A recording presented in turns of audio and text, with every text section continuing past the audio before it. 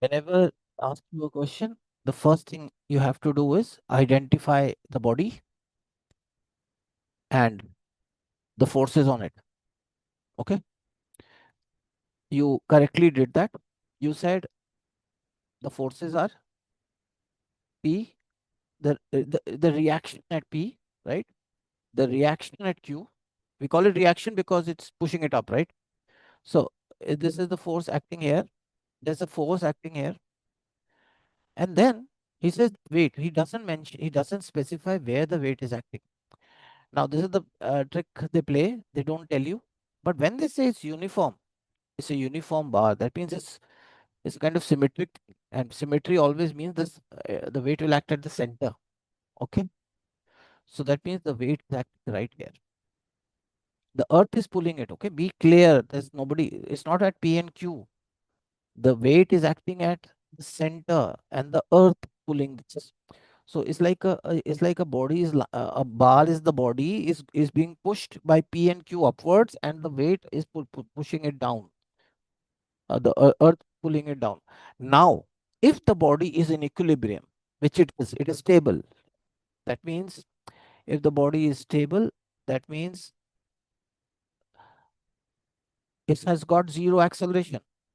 Okay, that means the resultant force must be zero.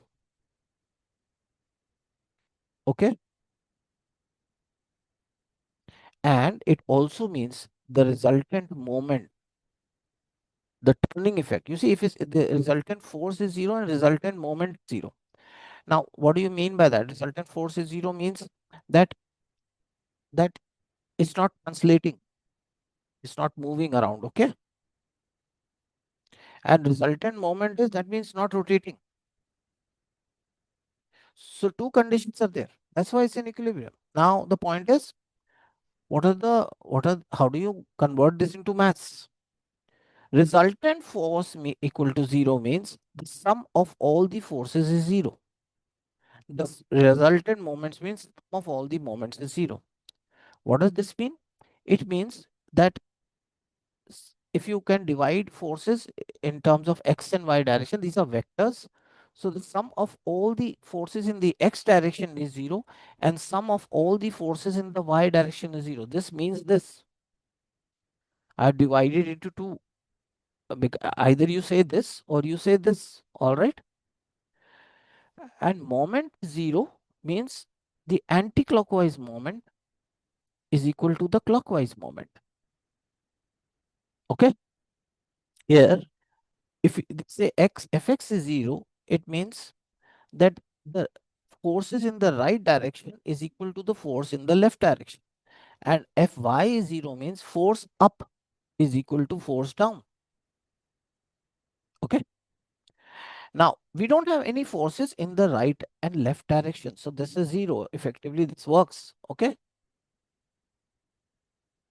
Now, as far as the upward and downward direction, we realize that there is a downward force weight and there is an upward. So this is W and the upward forces are two.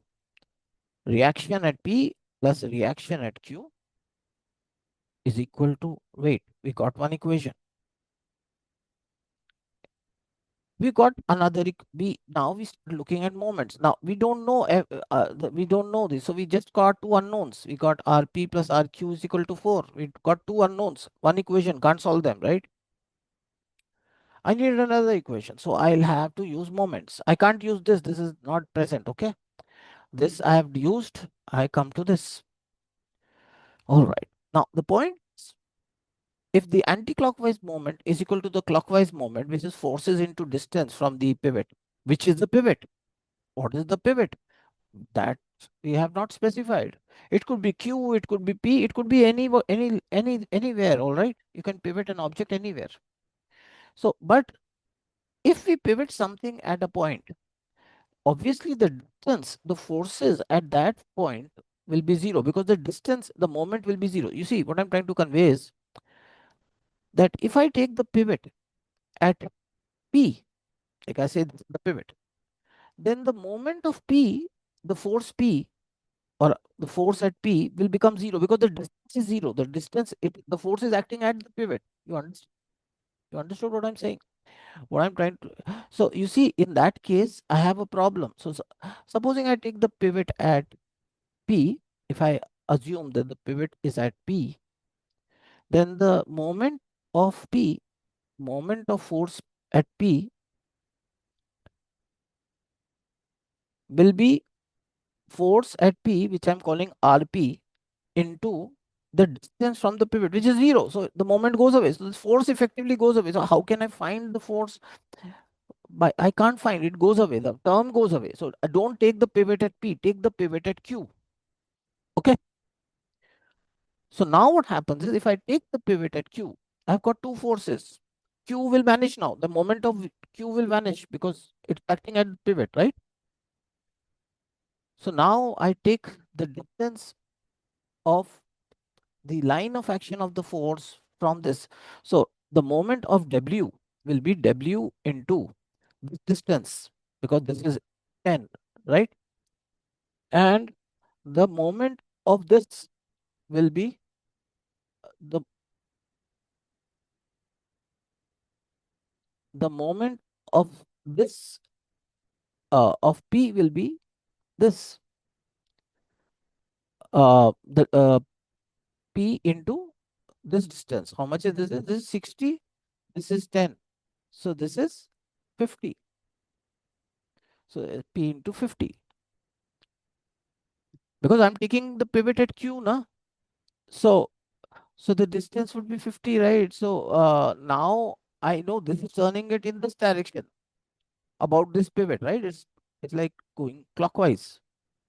And W is going anti-clockwise because it's about this pivot. It's trying to rotate it anti-clockwise. So this is anti-clockwise moment, this is clockwise moment. So we equate them. I know W is 4. So I say 4 into 10 is equal to P into 50.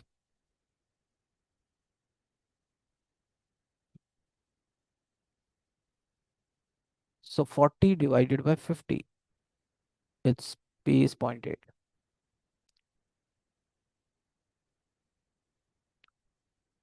In fact, now you can also find RQ, because if this is 0.8 and this is 4, this must be 3.2. Did you understand what I did?